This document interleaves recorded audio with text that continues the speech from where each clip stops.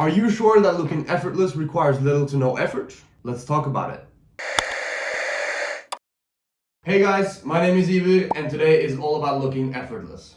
Do you often look at people on social media and they just look like they threw on some random clothes, nailed it on the first try, and then walked out the door completely unaware of how cool they look? Well, I'm here to tell you that that's almost never the case. So today I'll give you 6 tips on how you can nail the effortless look. Some are a bit more open to interpretation and some are a bit more specific. What I do really want to point out is that looking effortless isn't necessarily better than looking like you put in effort or mean that you have better style. The only thing it means is you just look more effortless. You look like you walked out the door, like I said earlier, or you just look a bit more laid back. Some of the people on this globe with the best style do not look effortless at all. They look insanely put together and they look like every single detail was thought out. But in my opinion, and for my style personally, I like it to be a bit more effortless. But anyways, remember to hit that like button and subscribe if you want to see more, and let's get into it.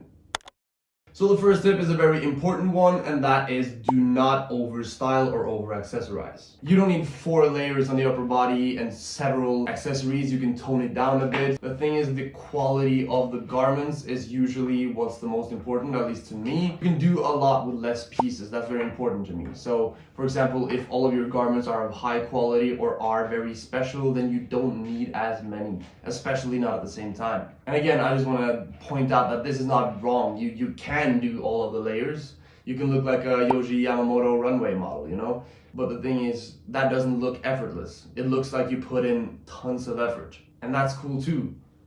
But yeah, if you want to look effortless, don't overstyle things. Tip number 2 is probably the one that I could speak the most about, but I'm trying to not speak for an hour. But anyways, the tip is to kind of change your attitude, and you want to wear your clothes to the ground. This includes vintage clothing, this includes designer clothing, and I want you to not be as afraid of wearing them, because the second you're too afraid of wearing them, your attitude is going to change and you're going to look a bit stiff, you know? If you don't care that much if your pants gets a heel bite or your shirt gets a stain or something tears, the thing is, you can always repair stuff, you can always wash it. It's clothes of high quality, and the thing is, if you ruin them a bit, they become yours. Now your piece is different to another one's piece, you know? So let's say you buy a pair of Margiela tabbies, right? And another friend of yours buys another pair of Margiela tabbies. He's super afraid of wearing them and they will look brand new in a year. And you wear yours to the ground and you fully bring out the full potential of them, right? Yours will look crinkly, they will look beat up, but they will be so much cooler, they will have so much more character. And overall, just keep wearing your clothes. So to do this, you will have to spend more money or at least more time getting your clothing. You can, of course, find cheaper vintage alternatives to things, but I would suggest investing in quality pieces. Like I said, vintage is good. Some of my favorite pieces are vintage, but usually they're not Y2K stuff. They're usually like stuff from the 20s, 30s, 50s, up to the 70s. Buy stuff that isn't necessarily trendy, just buy some pieces that you just know you can have forever. Because you're not gonna live in a piece of clothing that only lasts for a season. You'll wear it for a bit and then you'll sell it, and again, nothing wrong with that, but it's just not me. But yeah, wear your clothing.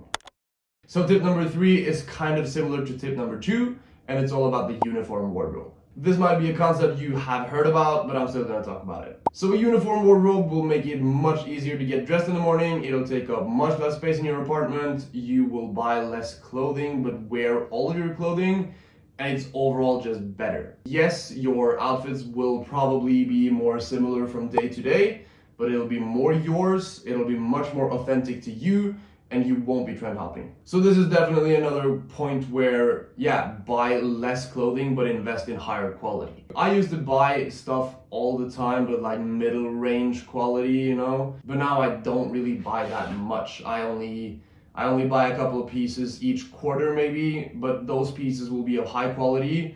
And of course, this doesn't necessarily count like small vintage purchases, because usually I do that to test like different styles and such. But when I buy some pieces that I know will fit into my uniform, they're of incredible quality. So it's all about building a uniform wardrobe that'll be true to you and stand the test of time. So tip number 4 is much more specific. This is of course only an idea, but it's something I do very often when I buy pants. I like to buy higher waisted pants, but in a size bigger. This way they will sit more at your hip instead of your belly button, and they will kind of get a drop crotch effect, and they, of course, if they're in the right fabric, will have a nice flow to them. So I have two examples apart from the one that I'm wearing, and I will be showing you B-rolls, of course, but these two pants are actually the same shape. I bought this one first, fell in love with it, and then I bought this one.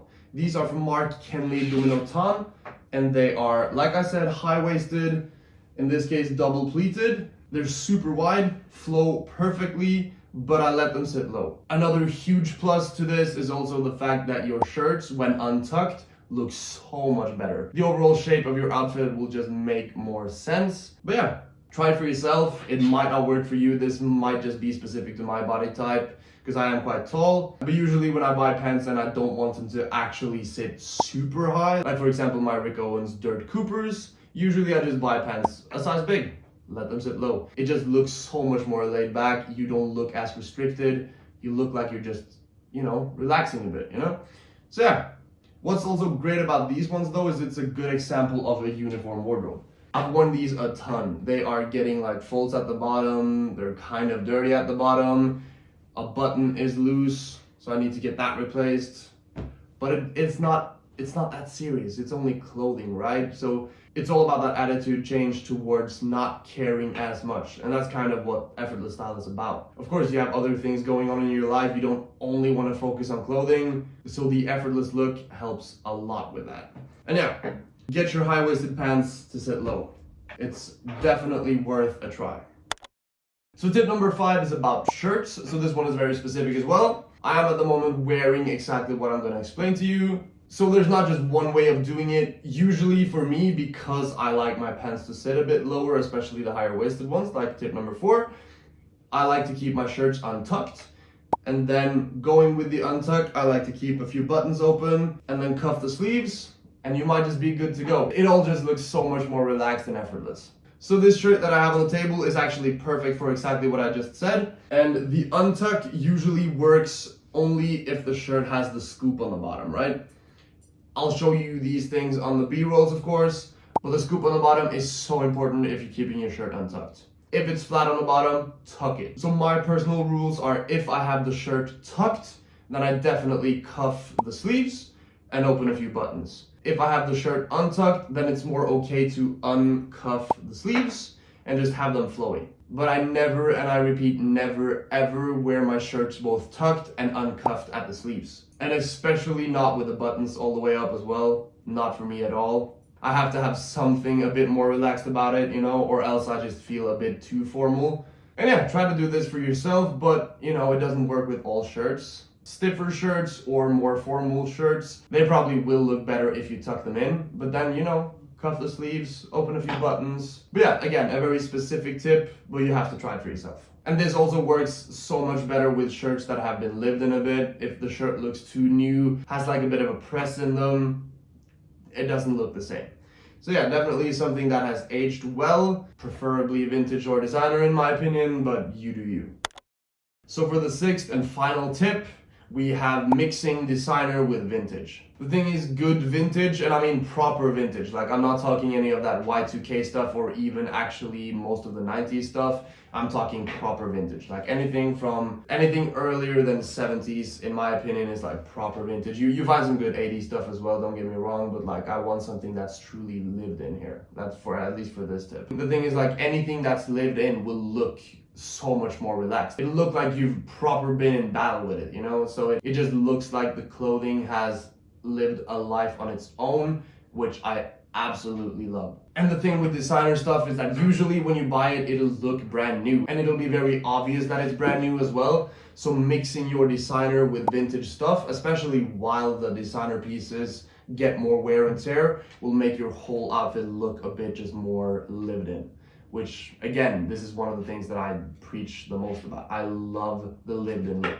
So your designer clothing will just look a bit more toned down when paired with vintage. So there are 2 things that I want to like really press down on when it comes to this. The first is wear all of your designer stuff to the ground. Do not be too afraid of it like getting stains and stuff. Like I told you before, wear it. Wear your clothing. Wear it to the club, wear it to the bar, wear it when you go shopping, wear it in the rain, wear it in the snow. let it just get that patina and let it rip sometimes, you can repair your stuff. And buy proper vintage. Again, none of that Y2K stuff, buy real good vintage. So anyways, those were all of the tips for today. I'd be happy to answer any of your questions in the comments or in my next video. But I hope you have a great rest of the day, and thanks for watching.